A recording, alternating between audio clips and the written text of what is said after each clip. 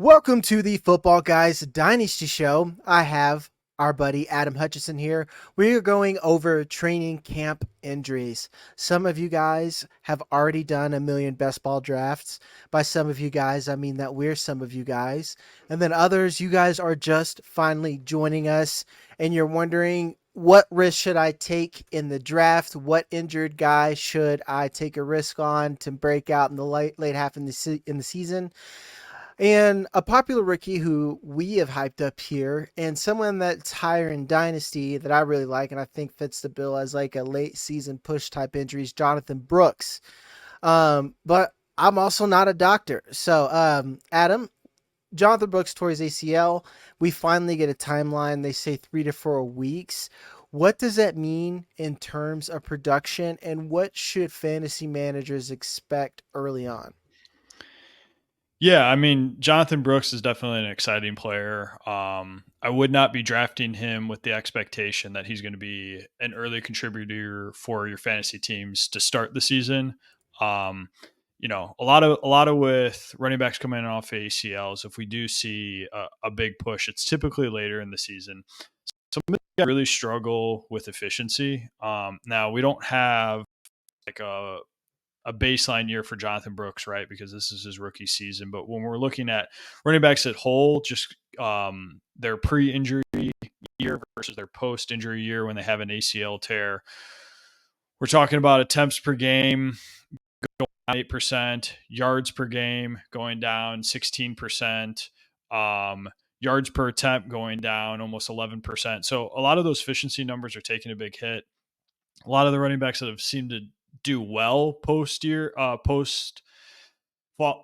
year after an ACL injury, guys are heavily involved in the passing game, or guys that were outliers, statistical outliers in terms of the workload that they were getting from their teams. Teams comfortable giving them the majority of the workload right after their ACL year. Jonathan Brooks is kind of a tricky one. I mean, I think a good one to compare him to a little bit in terms of what I guess could be a ceiling outcome is Todd Gurley's rookie year. If people remember, he had an ACL injury at Georgia. His rookie year was delayed a little bit, 2 games. He missed the first 2 games of the season as he was recovering for that. That was 2015. He finished with 4.8 yards per carry, uh, 21 receptions for 188 yards, finished as the RB9 overall in fantasy and PPR leagues. I mean, for you guys, I don't know too much about Jonathan Brooks. I didn't watch a lot of Texas football, but that seems like a ceiling outcome. Like, if you don't think Jonathan Brooks can be Todd Gurley or is Todd Gurley in the NFL, then I think maybe we have to temper expectations a little bit. It's not a one for comparison, but that's just somebody to kind of pull off rookie ACL data for. Yeah, so I don't think, and Jeff, I'll kick this to you because I think that you kind of agree. One thing that you said that stuck out to me is passing volume as an outlier, because as we know, running backs are always just naturally low ADOT guys, but just having that 3 or 4 extra points a game really helps. And then two, you said Todd Gurley. I'm not saying he's a Todd Gurley talent, but I do see Todd Gurley like usage, especially if you look at how Rashad White was used.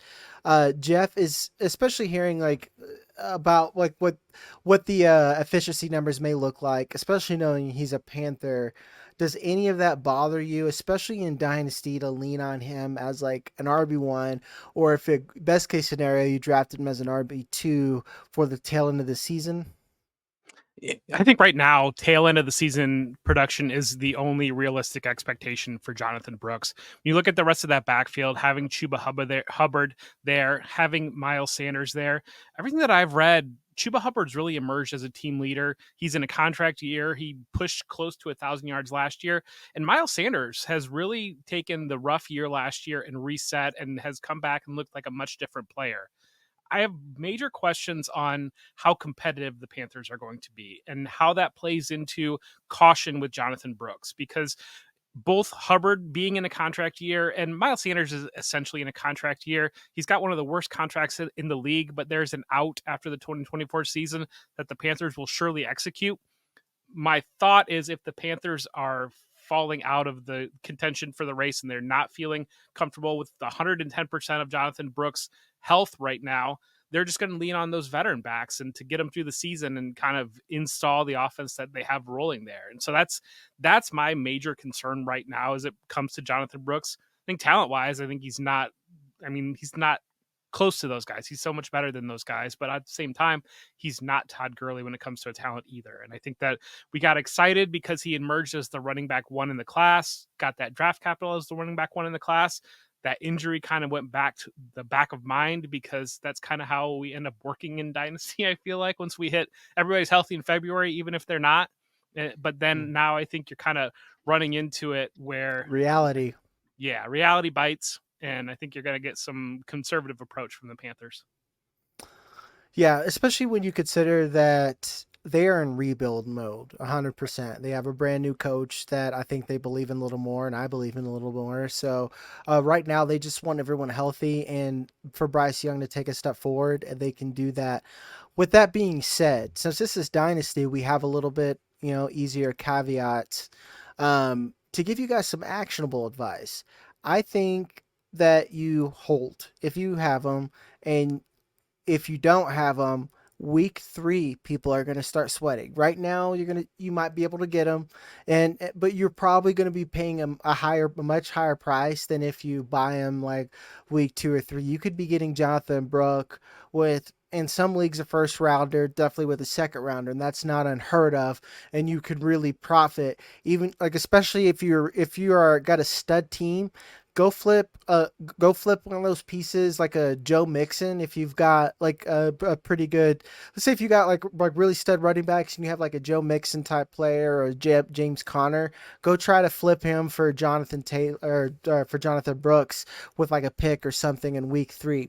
Now, before we move on, I had one more question pop up in my head while I was rambling, Adam. Does age factor in anything to you? That him being a rookie, like there's two sides of this coin. It should scare you more because we don't even know if he's good or not. Like, we can assume that he's good, and then you have these metrics on top of that say that his production's going to be down.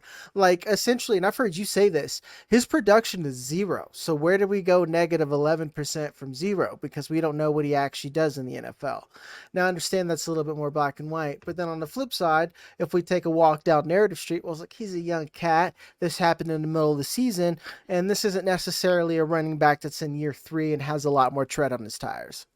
Yeah, I mean, I think age factors in from the sense of like, yeah, that his viability window is bigger than somebody that's, a running back that's been in the league for 3 or 4 years.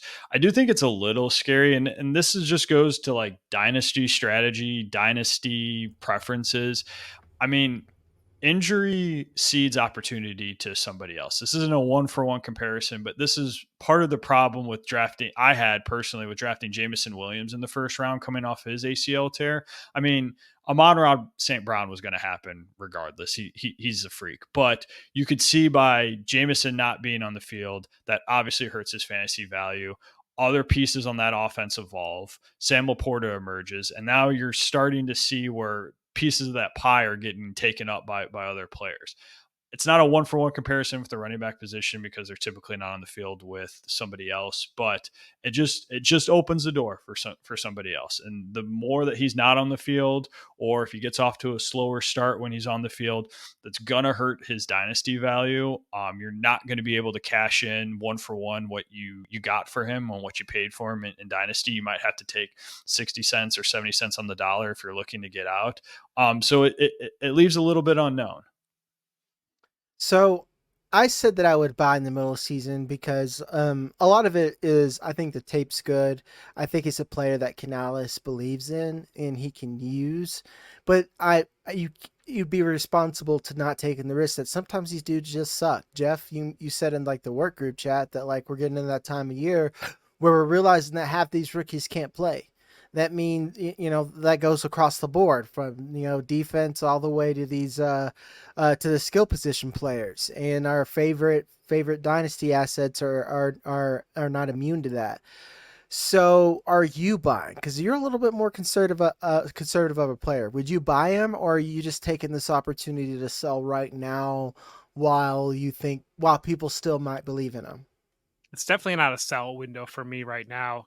I would buy, yes, depending on how it plays out. I'm curious if he's going to be pupped or not, because I Mm-hmm. think if he does get that pup, then I think people are going to have that little bit of a panic window, and that's when I would really get aggressive on and try to buy.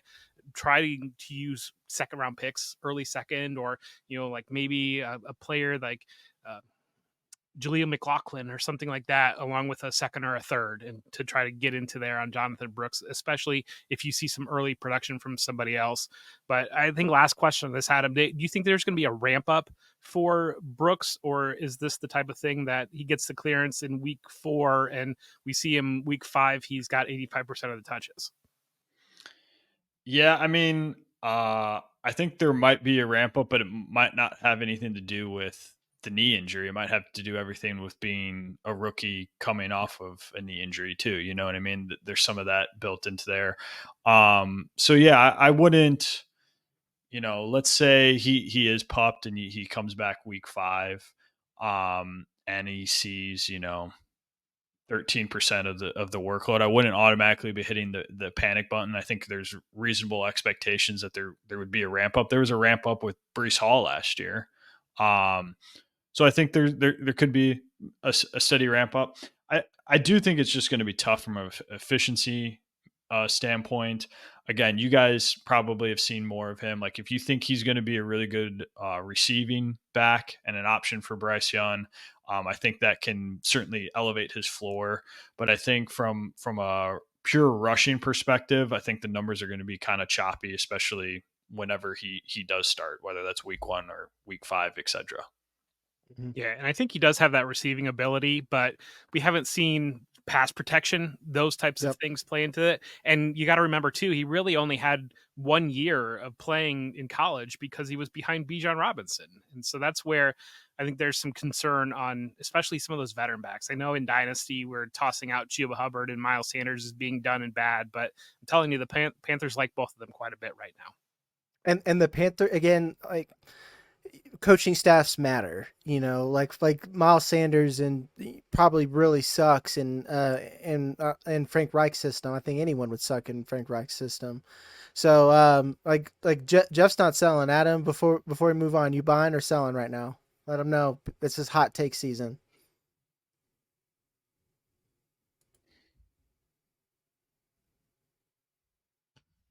Oh, I think I froze for a second.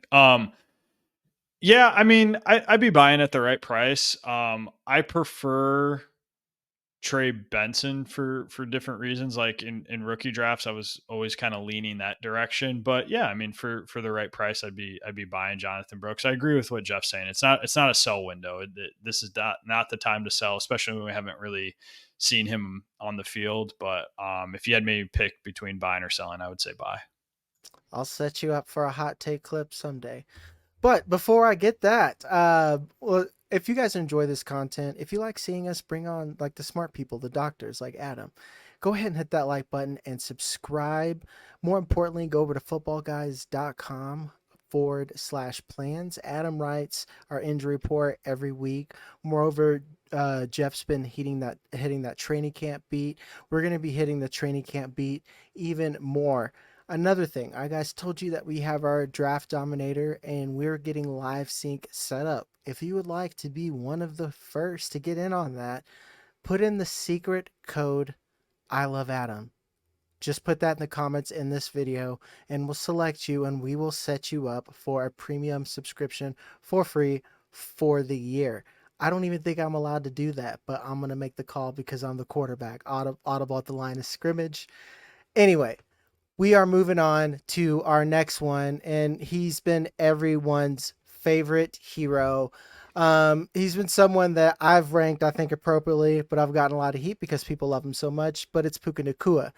And again, folks, we are talking about injuries, specifically training camp ones. He's had a knee injury. I think they said that he could miss 3 weeks or he's week to week. I at least the article that I said, I didn't have any specifics on what the knee injury was. It was like was it like a knee sprain? First off, do you have more information for us? Two, how do you think this is going to affect his performance, or is he going to really actually take the Cooper Cup trajectory even sooner than we thought? Yeah, I mean, there's video of the injury. It's tough to speculate. Like there are people that are speculating it based on video. I think people's worst fear is that it might be like a PCL sprain, which is behind your ACL.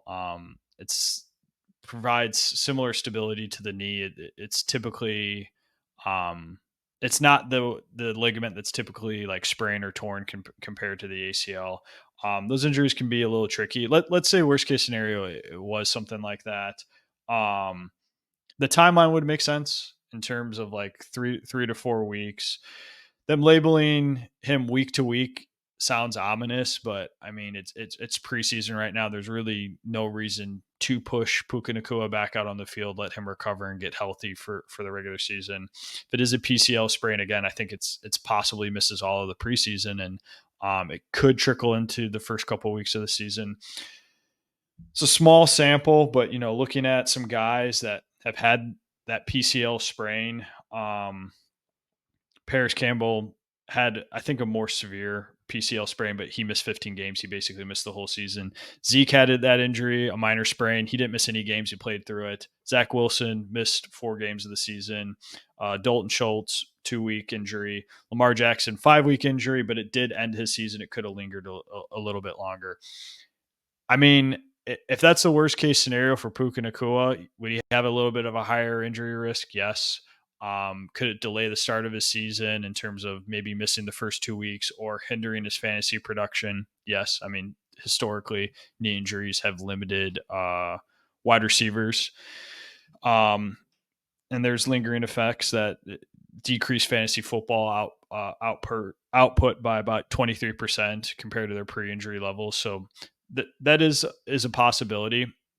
We don't know that for sure, though. I mean, that's a lot of speculation based on video. It could just be a knee contusion, a kneecap contusion, some knee discomfort.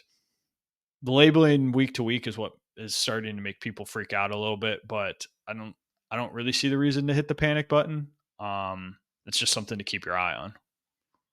Noted. Jeff, are you bothered at all about it this year? Like, I mean, granted, this is Dynasty, so we're not going to really panic too much, but we know how these lingering ones get, and then especially with players of like Puka Nacua's profile, that can really, especially now on how the Dynasty market can fluctuate, we can see that number dip. Do you expect any of that to happen right now? Do you think he's just going to stay steady Eddie because he's coming off a record-breaking season?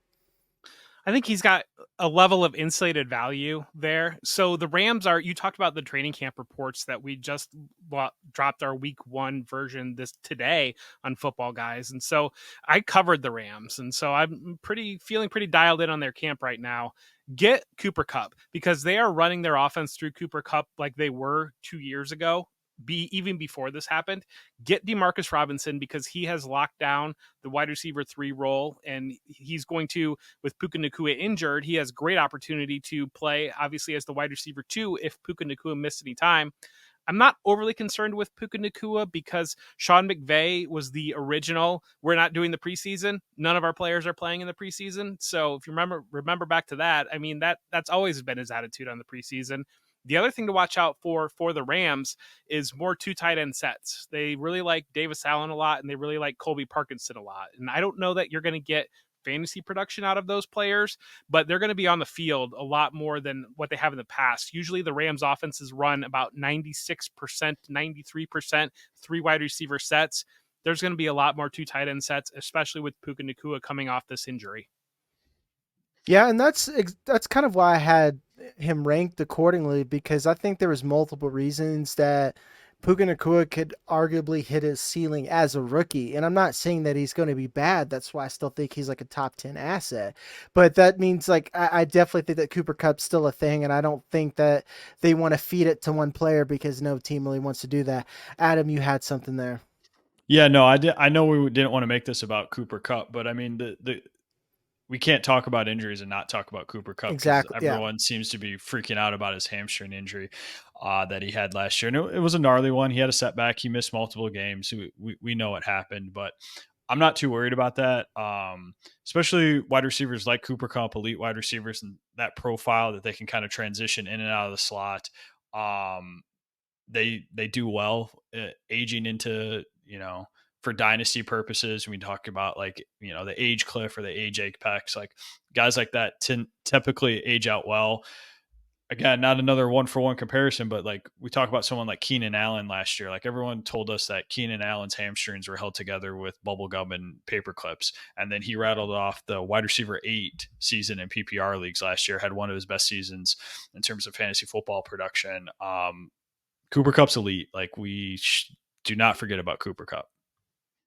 Yeah. Yeah. Like, again, guys, like Puka Nacua is good, but we probably had him at his ceiling. And I would expect a little bit more like a negative regression. But again, that's far to regress from. He's going to be all right, but not as great as a lot of you guys say. Um, Next, we have a really volatile asset that's had pretty up and down forever, just because he's been a Charger. It is Justin Herbert. He has plantar fascia. Now, Adam, first question, what is plantar fascia for us smooth brains that didn't go to medical school?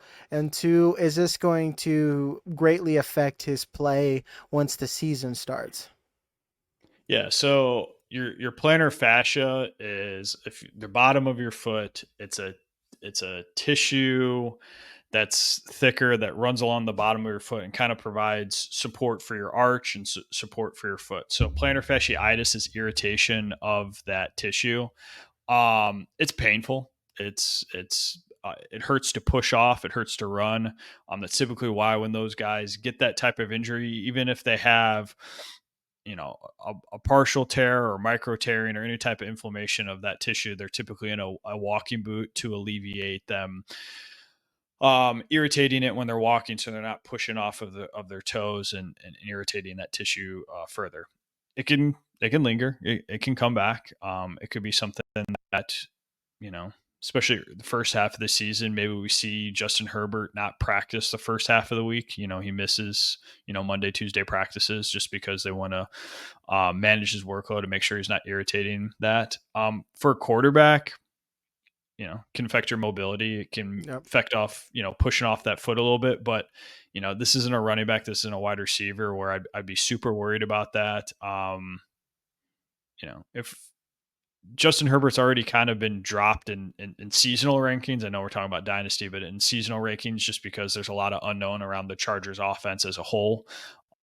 What is Harbaugh going to do? So I wouldn't drop him any farther than he's kind of already been pushed down. And then in terms of long-term perspective, like it's not a big deal. Awesome. Yeah, I mean, that all I heard is that Justin Herbert maybe just got cheaper. I don't like, and I'll still buy him because it's like, what did we expect out of the season anyway? Jeff, are you on the same page there? Where it's like I don't think we expected Justin Herbert to be anything more than a low end QB1 at best, even if he was healthy. So what are you expecting? So the Chargers are another one of my teams that I'm covering for training camp. So I'm feeling plugged in on the Chargers as well. And I think the Chargers are going to be terrible. I think the offense, everything that I have heard is the defense is just dominating the offense for the Chargers. And I think a lot of that we talked about, just people in fantasy football in general have talked about how run heavy the Chargers should be. I mean, they've got Gus Edwards and J.K. Dobbins as their running backs. Like, I don't know how, it's not like they've got Saquon Barkley or Jonathan Taylor or somebody like that they're going to be run heavy and lean on. The practice reports that I have read, they were airing it out quite a bit before this injury. They were throwing the ball a lot more than I think people expected. And Lad McConkey was looking good. Josh Palmer was looking good. Quentin Johnston was a little bit up and down, but DJ Chark was looking good. Now with this injury here, I think one of the areas that I think you're hopeful for if you were still buying in on Justin Herbert would be, One, he has some athleticism that has not really manifested itself in terms of rushing production. But when you look back at Greg Roman's history, he's had Tyrod Taylor, had Lamar Jackson, had Colin Kaepernick. So he's almost always had a running quarterback. So there might have been a path there. Two, if the efficiency or if the volume was a little bit higher than what we had expected, we certainly know the talent's there with Justin Herbert. But now with this injury, I think you're on the right track there, Jag, where if I can buy him in a super flex and if somebody's going to give a discount, because I think that's going to happen, somebody's going to give a discount in some of these leagues, I would be aggressive on that. I would be looking to upgrade him. But long term, I don't know that when you're paying him that much money, you've brought in Joe Alt, you've got Rashawn Slater, you've got your tackles locked up. You're probably going to be looking for at least a better running back, maybe a tight end, maybe a wide receiver coming in. You're going to have some weapons around him. And I think long term, that's still a talent that I believe in. But this injury does open up a window for a buy, I think. Yep. And again, quarterbacks last a little bit longer, and we know everyone knows who Justin Herbert is. So even if this lingers or whatever, like let's say worst case scenario, and this lingers for like 8 weeks, and Jeff says the offense just sucks, like they're just terrible. I'm still gonna be okay with buying Justin Herbert. And I'm just going to keep trying all year. I'm going to be relentless.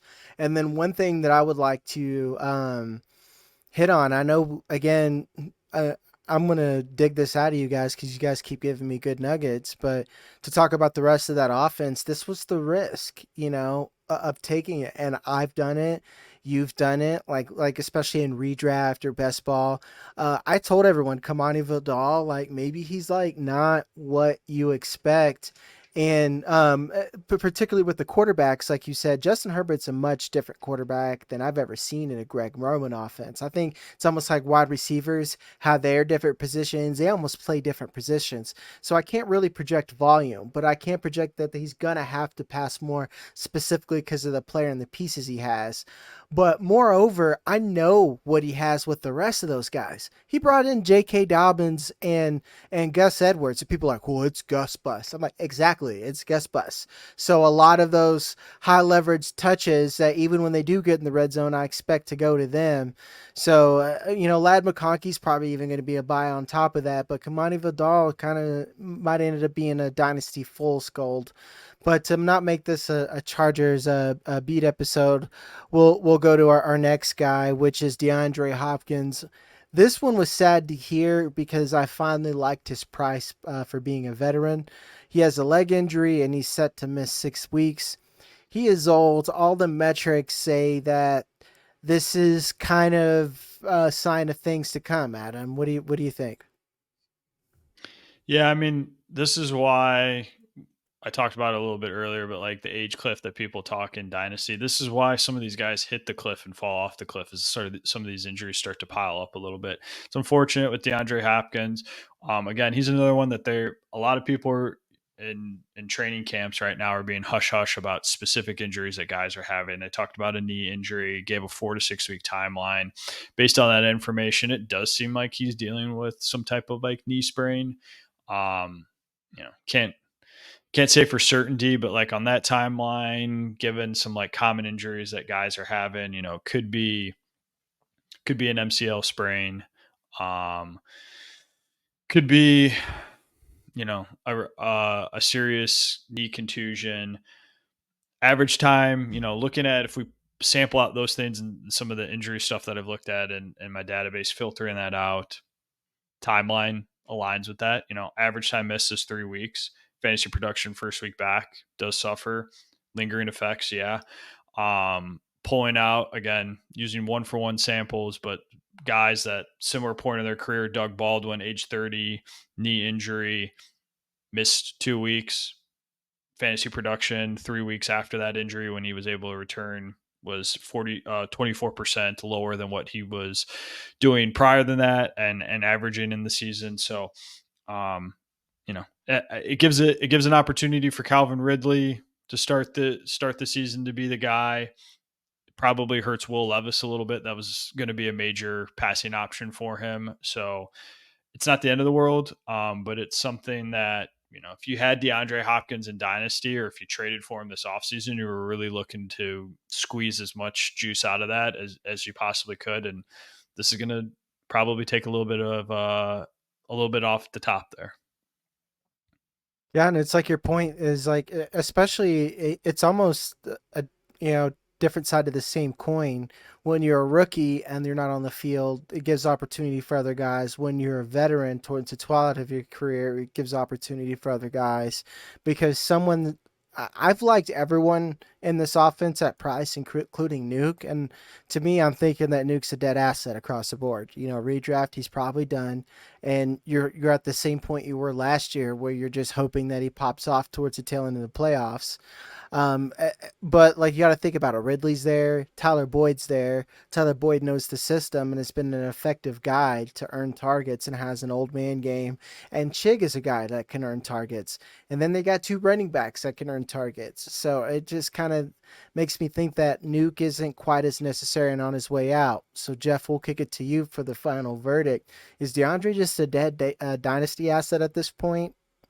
If I could move him, I would. Treylon Burks is having a good camp too, and I know that it's like everybody's going to be on me on the comments on this because I'm saying Miles Sanders has a good camp and Treylon Burks is having a good camp, and they're going to say, well, these players are done, but they're still on rosters and they had high investment, high draft capital, and so if you're a draft capital slave, I mean, Treylon Burks sitting there as a first round pick in a brand new offense, he's having a good camp, and so that's where I think Hopkins, just in general, when you watched him, he was never really a player that created a lot of separation. He relied on physicality quite a bit.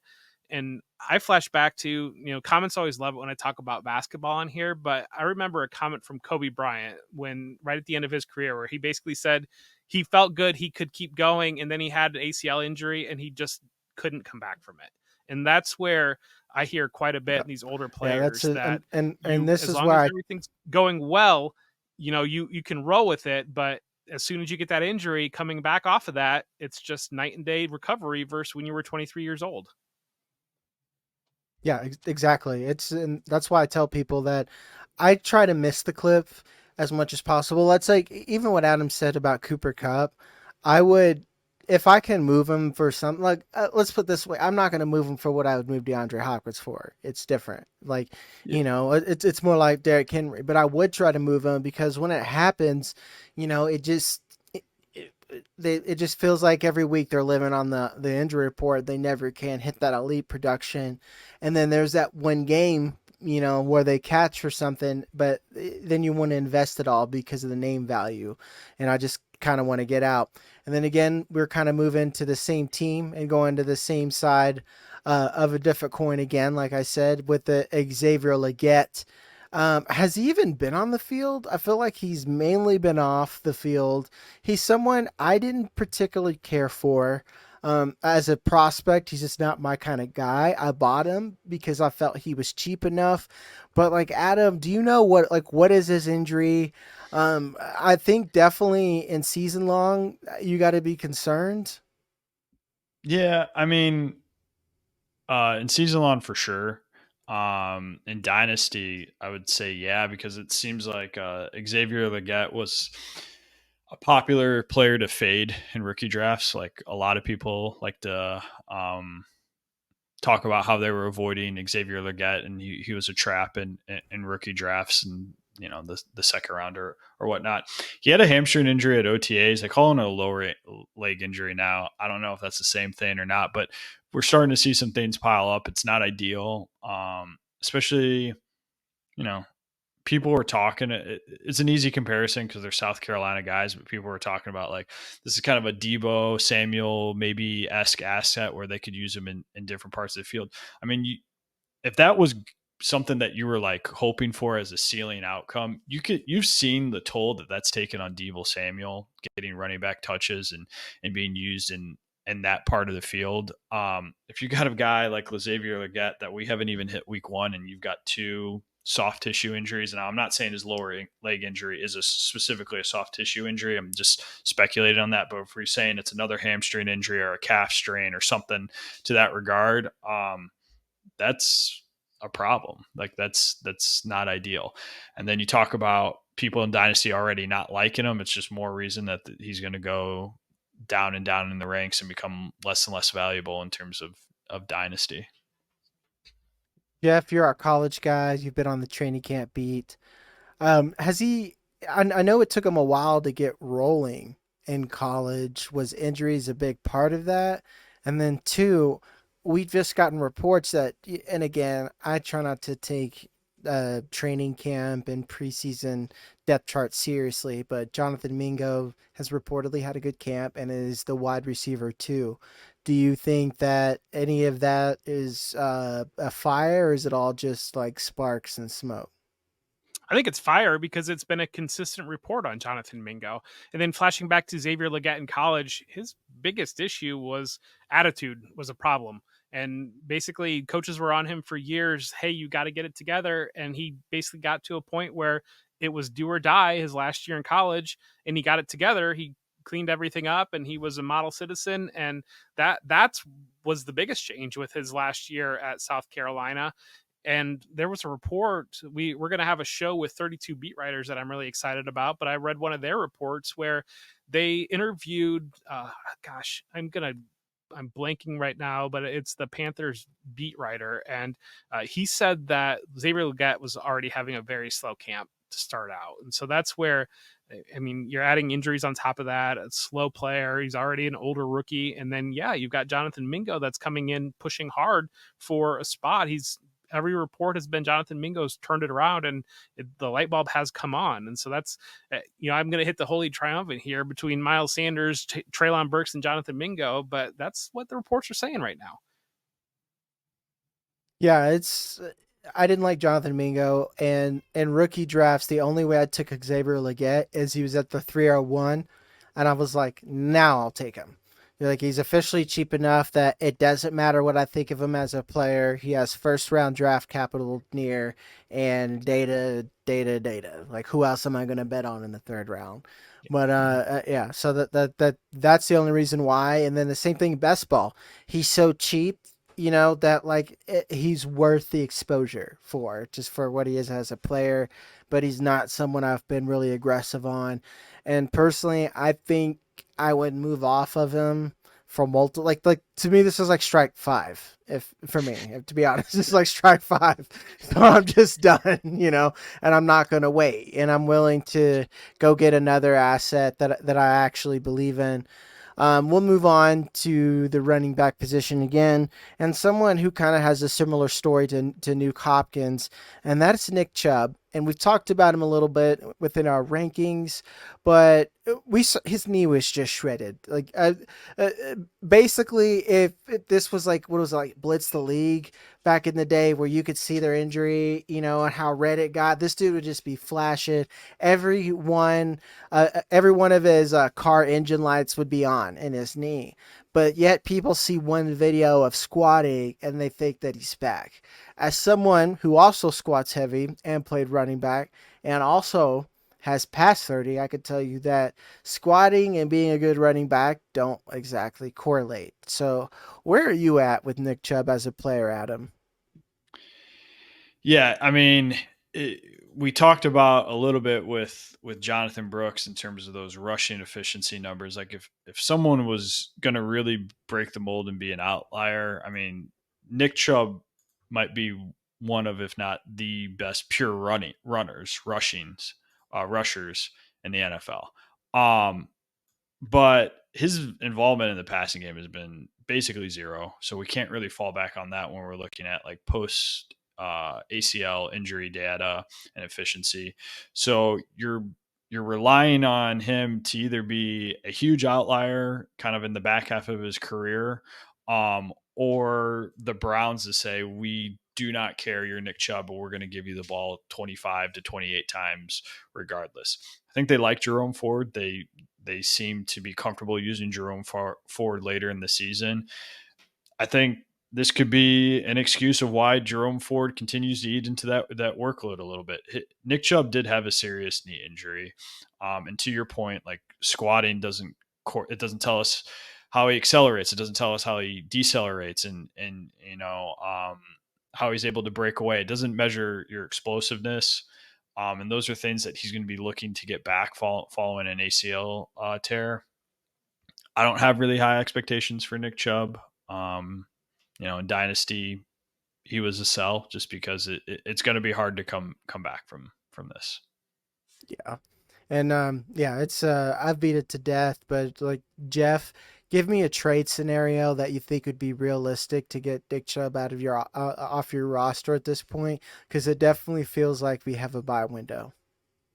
I mean, if I can get a second round pick for Nick Chubb, I would be doing that right now. A future second round pick. I mean, we had that with Eric Froton. We had the 2025 draft episode, and how many running backs did we talk about in that? And so It I was think all that, it was oops all running backs.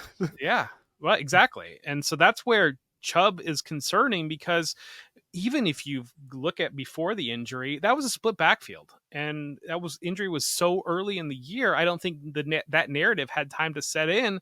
But I think the Browns intentionally they've always kind of had a split backfield, but that was really with Jerome Ford being in there, and they even were playing a third back, Pierre Strong, a little bit as well. And Adam, this is going to be a little bit off the cuff here, but the potential backup or the potential replacement for Nick Chubb, Jonta Foreman had a scary injury the other day in practice. I saw a report yesterday that he was back watching practice. Did you get anything on what exactly happened there? I know he was immobilized and taken off the field. Yeah, for some reason I was looking at that. I thought it was they were worried about concussion, and then they said he like dodged the concussion protocol. Um, Yeah, I there's saw not a lot of that things came back negative. He posted a statement that yeah, everything came back negative, and he was just taking his time to relax and recover. But yeah. I that would be my guess, is that like they were worried about concussion or like a serious neck injury. They obviously exercise caution in that circumstance. It's preseason, so he was probably, if he was cleared to return to light activities or return to sport, really no point in pushing it in first week of August. So unless we get more clarity on that, I wouldn't be too shocked, or I mean too worried about his ability um, to play if called upon. Mm. Yeah, I know. It's just for me, like I think I'm cheaper than Jeff. I would trade him for like a third, probably. Like, especially for next class, because like I feel like I could get another running back that could get me, even if Nick Chubb does come back and becomes a rotational piece, I can get another running back in the third round that is younger, doesn't have a shredded knee or something like that. So I'm just kind of moving off of him. Speaking of dead running backs that I would like to move off of, and I never really had, Kendre Miller. He's someone that I've never believed. To me, you want to talk about players. I've had Kendre Miller in the Quentin Johnston, Jonathan Mingo, Xavier Legette bucket of players where I told everyone, yeah, a lot of people are high on them. I don't like them. Regardless of what I think of him as a player, he's a guy that I have not seen on the field. I can't even say that I'm right that he sucks, because like he can't get on the field, and he continues just to have lower body injury after lower body injury. How does that make you feel as a dynasty manager? Are you concerned about owning him, and do these compounding injuries correlate at all, or is this just kind of bad luck? Yeah, I mean it's tough to say if they correlate or not. It could be bad luck.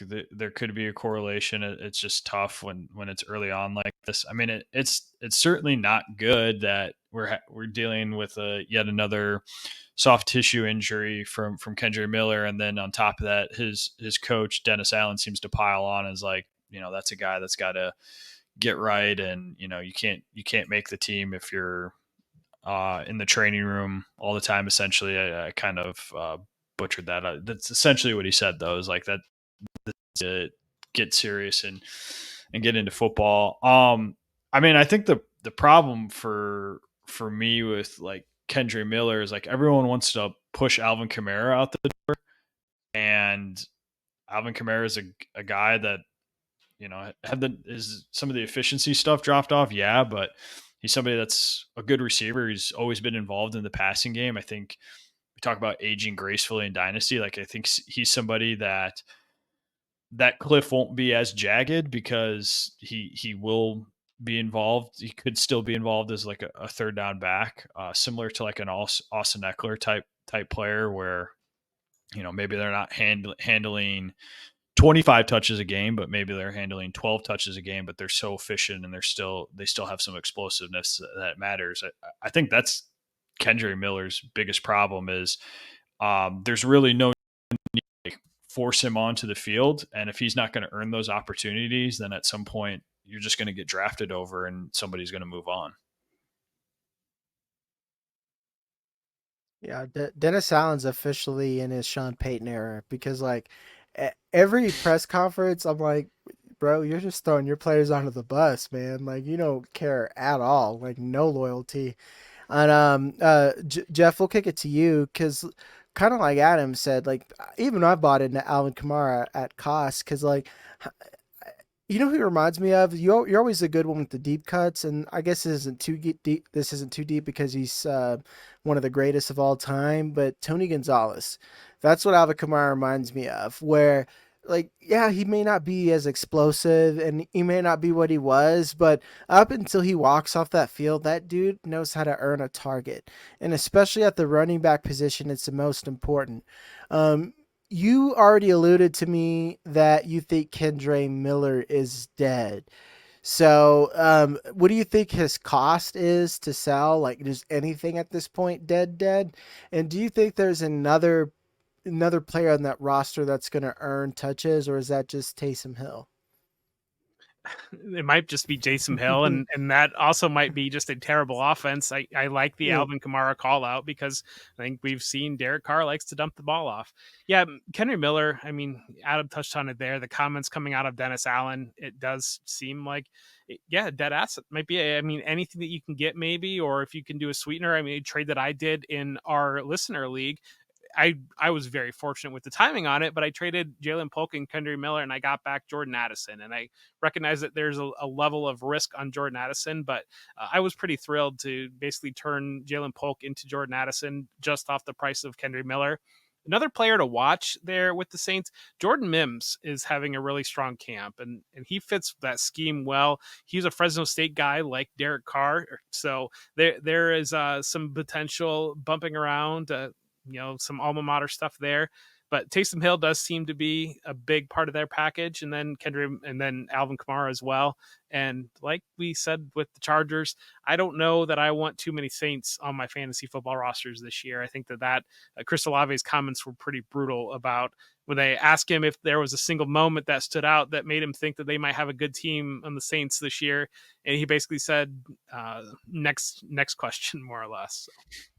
Yeah, because it's they have a Derek Carr problem and a Dennis Allen problem. Yeah, well, Really, it's a Dennis. The problem is top down. Like they've really Marvin Lewis themselves. Where like you remember the Bengals, you're like you have all these pieces. Why can't you actually do anything with them? And it was like mainly because Andy Dalton, and I feel like Andy Dalton somehow had a better career than Derek Carr. I just don't remember hating Andy Dalton as much earlier on to his career. But excuse me, Kendre Miller's always kind of been dead. I like Alvin Kamara at cost. So if anything, you just yeet him off your roster. And then you said Jordan Mims. He's a player that as we get these injury reports and you can move players to your IR or you can move them to your taxi squad, maybe put in some fab if you just are feeling froggy, but I wouldn't overspend because like you said, at the end of the day, he's a Saint. The last guy that we want to talk about is another one I've kind of given up, at least on this year being anything, and that's Germaine Burton. He's got a leg injury, and this happens after T. Higgins comes back to town. And then we heard the beat about Andre Yoshevitz, who's someone I liked last season, and I kind of faded him just because of Jermaine Burton, and then T. Higgins, and this dude's kind of stood out. Adam, what is Jermaine Burton's injury? I picked the worst article to prep for this show ever because I didn't get a lot of info. Yeah, I don't have a clear injury on him either. You know, it's always tough in like the preseason and training camp because they they don't do a clear job conveying it, and then beat reporters aren't going to like necessarily know the ins and outs. They'll just call it like a leg injury, or it looks like I did some googling here. It looks like uh, an ankle injury, avoids a serious ankle injury. So probably an inversion ankle sprain.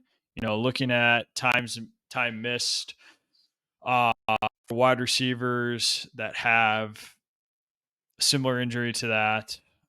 Pulling up here, average time missed, it looks like we're dealing with 1.9 weeks missed. So should be back on the field relatively shortly if it's minor. It's a little bit more serious. Maybe could be another additional week or two. But for Jermaine Burton, hopefully it's not optimal time missed in the preseason if he wants to earn his way onto the field in that wide receiver 3 role. Okay. So the injury doesn't scare anybody, but Jeff, does all the training camp buzz, like T. Higgins and top of Andre Yoshevich, does that worry you? I mean, I think right now, when you're looking at who's going to be the wide receiver 3, I think it's going to be Andre Yoshevich. Every single training camp report has basically said that. I think Trenton Irwin is going to play more than we would ever want him to, because that's what Trenton Irwin does. He just gets on the field.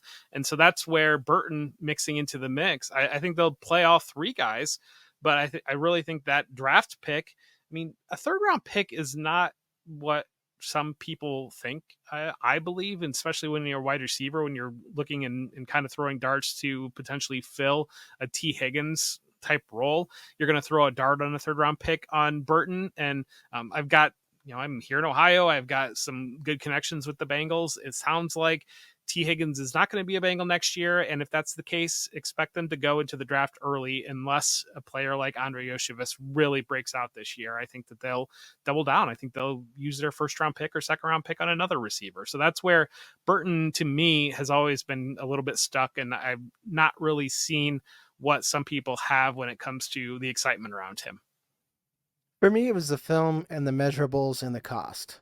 Like it was those 3 things. I heard some people were like, he should be a 1st round pick if it wasn't for his, attitude. And I'm like, I guess, like, I just don't think, like, I don't think, like, there's a reason why Jermaine Burton wasn't like that productive. Like and especially like he's a one trick pony. Like I liked him for his cost. And it's kind of like, okay, I've got new news. And again, Jeff, like you said, all right, this guy probably is nothing. He's a nothing burger. He's like my Van Jeffersons. And, now as a more mature player, I just kind of move off of him. But that kind of does it, guys. That wraps up all of our injury report. Like Adam said, a lot of these injuries, they're keeping it tight because no one's gambling right now, so they're not legally obligated to. That's a little nugget of history there. But if we've given you what you should be doing. Adam is a football guy. Me, Jeff, and Adam are on the same morning show hosted by Joey Wright. That's going to be starting up at the beginning of the season. So make sure you guys aren't just subscribed here, but you're over at the other channel because that's where we host that at for weekly updates. Moreover, again, if you guys want a chance to have access to Adam's weekly injury report and Jeff's expensive content that he has a lot of time to write, make sure that you write "I love Adam" in the comments. That's our secret phrase.